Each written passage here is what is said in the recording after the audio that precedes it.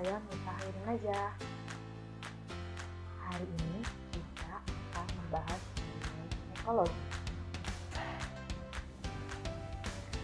Tujuan pembelajaran kali ini yaitu dapat mengidentifikasi komponen biotik dan komponen abiotik dalam ekosistem, kemudian dapat membedakan interaksi antar komponen biotik lainnya di dalam ekosistem.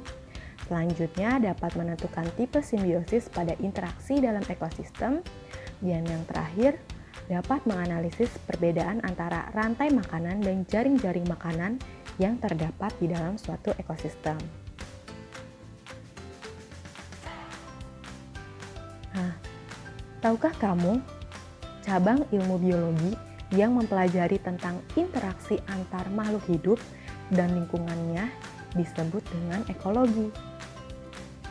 Sedangkan ekosistem itu adalah hubungan interaksi makhluk hidup dengan lingkungannya. Nah, jadi kalian tahu kan pengertian dari ekosistem? Kemudian, ekosistem itu terdiri dari dua komponen. Komponen yang pertama yaitu komponen biotik yang beranggotakannya itu makhluk hidup. Kemudian komponen selanjutnya yaitu komponen abiotik, di mana isinya itu adalah makhluk yang tidak hidup.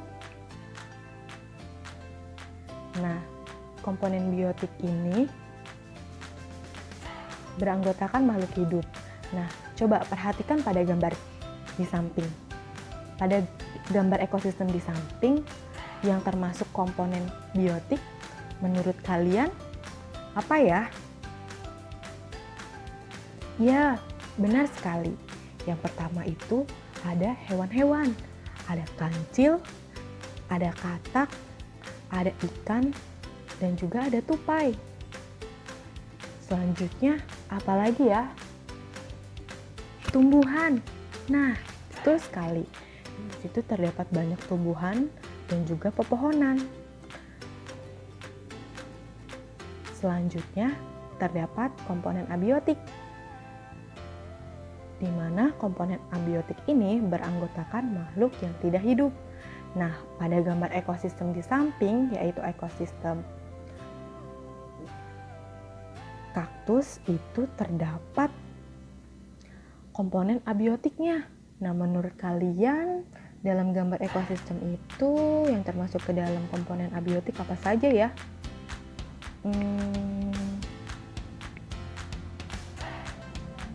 Udara. Nah, benar sekali. Udara dan air itu masuk dalam komponen abiotik. Selanjutnya apa ya?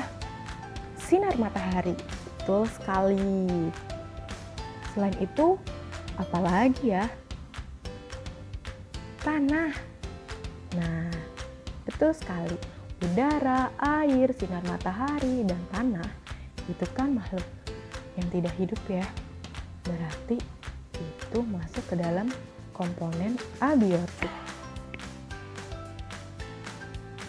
Selanjutnya, itu di dalam ekosistem itu akan terjadi interaksi antar spesies, di mana banyak sekali jenis-jenisnya. Yang pertama, ada netralisme, yang terdiri dari interaksi dua atau lebih dari spesies itu tidak dipengaruhi satu sama lain. Berarti kalaupun terjadi interaksi tetapi tidak mempengaruhi antara dua spesiesnya. Kemudian terdapat komensalisme, di mana di dalam interaksinya itu terdapat satu pihak yang untung dan yang lainnya itu netral, tidak mengubah apapun untuk spesies lainnya. Nah, kemudian yang ketiga itu terdapat interaksi parasitisme, di mana hanya satu pihak saja yang dirugikan, sedangkan pihak lainnya diuntungkan. Nah, interaksi antar spesies selanjutnya yaitu ada protokooperasi, di mana interaksi ini menguntungkan antar pihak dan juga bukan keharusan. Kemudian terdapat interaksi kompetisi, di mana antar spesiesnya itu saling menghalangi karena terdapat keperluan yang sama. Kalian tahu kan contohnya? Ya, seperti interaksi antara singa dengan singa yang memperebutkan kancil untuk sebagai mangsanya. Nah, interaksi antara singa dengan singa ketika berkelahi itu termasuk ke dalam interaksi kompetisi. Nah, selanjutnya ada amensalisme, di mana satu pihak dirugikan dan yang lainnya itu netral, tidak mengubah apapun. Kemudian ada predasi. Predasi ini interaksi makan-memakan, di mana predator akan memakan mangsa. Selanjutnya ada mutualisme, di mana interaksi ini saling menguntungkan spesies satu dengan spesies lainnya.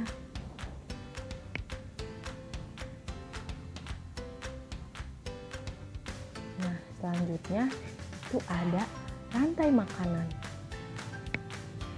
di mana rantai makanan ini adalah transfer energi antar trofik melalui konsumsi dari produsen, contohnya tumbuhan hijau atau serpihan mati, ke konsumen. Nah, dapat dilihat seperti contoh di gambar. Di sini terdapat rumput atau tumbuhan itu yang berperan sebagai produsen.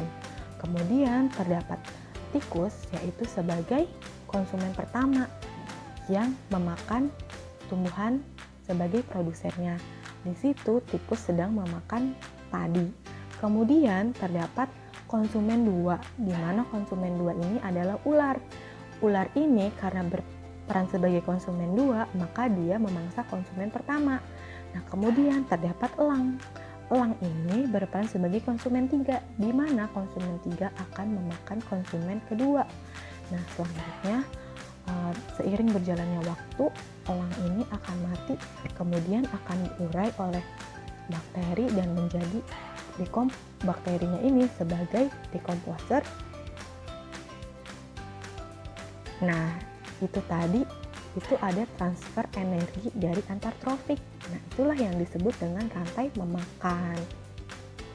Selanjutnya, itu terdapat jaring-jaring makanan, di mana jaring-jaring makanan ini adalah gabungan dari rantai makanan yang kompleks yang saling berkoneksi.